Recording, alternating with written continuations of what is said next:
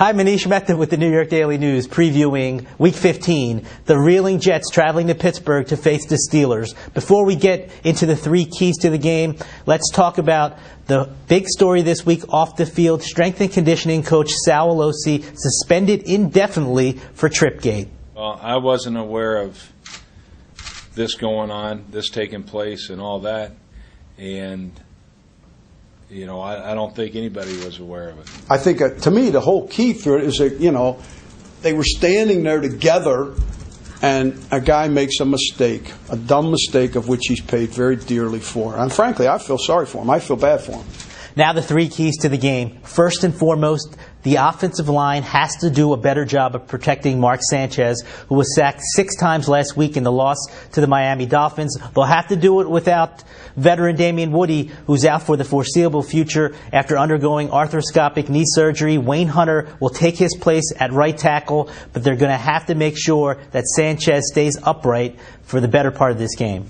They don't try to give up any big plays. They try to keep everything in front of them. They use the strength of their defensive line and their linebackers to get pressure on the quarterbacks and cause a lot of confusions with blitz zoning and things like that. So that's probably one of the biggest aspects that we have to focus on with their game. Secondly, Sanchez is going to have to do a better job utilizing his weapons in the pass game. He struggled in recent weeks. The second-year quarterback has just 1 touchdown and 5 interceptions in the last 3 games. He'll have some opportunities against a vulnerable Pittsburgh secondary. Well, I think we just need to be more efficient, that's for sure. Take care of the football, get completions early and often in the passing game, and get the running game going a little bit. So it'll be a good challenge because they're a great front seven. Their back end does a great job as well. So it's a good team to challenge us, and we're ready for that. I mean, they're a great defense, and I think we have the capability of being a great offense. So it's going to be a great test for us. We know that our defense is going to hold up really well against them, so we're definitely going to have to go out there and score some points.